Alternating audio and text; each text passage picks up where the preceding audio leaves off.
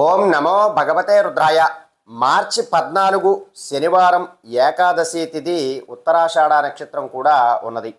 అయితే కుబేరుడి యొక్క నక్షత్రం ఉత్తరాషాఢ నక్షత్రం కాబట్టి మనకి శనివారం ఈ ఏకాదశి పర్వదినం వచ్చింది కాబట్టి ఖచ్చితంగా మనం కొన్ని పరిహారాలు ఆచరించడం ద్వారా మనకి ఉన్నటువంటి ఆర్థిక పరమైనటువంటి సమస్యలన్నీ కూడా తొలగిపోతాయి.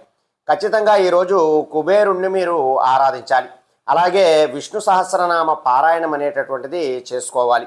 అలాగే అవకాశం ఉన్నవారు కుబేర పాశుపతాన్ని కనుక జరిపించుకున్నట్లయితే మీకున్నటువంటి ఆర్థిక పరమైనటువంటి సమస్యలన్నీ కూడా తొలగిపోవడము, అలాగే మీకు ఎవరైతే మీరు అప్పు ఇచ్చి ఆ డబ్బుని తిరిగి పొందలేక ఇబ్బంది పడుతున్నటువంటి సందర్భంలో ఈ కుబేర పాశుపతంతో ఖచ్చితంగా ఆ డబ్బునంతా కూడా మీరు రికవరీ చేయగలుగుతారు. కాబట్టి ఎవరైతే తమ డబ్బు మరలా తిరిగి రావాలి, అప్పుగా ఇచ్చినటువంటి డబ్బంతా కూడా తిరిగి రావాలి అంటే ఈ ఏకాదశి ఉత్తరాషాఢ నక్షత్రం సమయంలో శనివారం నాడు ఖచ్చితంగా కుబేర పాశుపతాన్ని ఆచరించి అద్భుతమైనటువంటి ఫలితాలు పొందడానికి ప్రయత్నం చేయండి.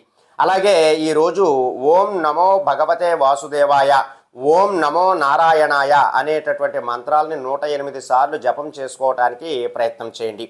అలాగే ఈరోజు మనకి పాప విమోచన ఏకాదశి కాబట్టి మనం చేసినటువంటి పాపాలన్నీ కూడా తొలగిపోవాలని మీరు ప్రాతకాలాన్ని నిద్ర లేచినటువంటి సమయంలో చక్కగా తలస్నానం చేసుకుని స్వామివారికి దగ్గరలో ఉన్నటువంటి విష్ణుమూర్తి దేవాలయాలను దర్శించుకుని మీకున్నటువంటి సమస్యలన్నింటినీ కూడా తొలగించుకోవటానికి ప్రయత్నం చేయండి. ఈ పరిహారాలు ఆచరించి అద్భుతమైనటువంటి ఫలితాలు పొందడానికి ప్రయత్నం చేయండి. సర్వే జనా సుఖినో భవంతు. శుభం.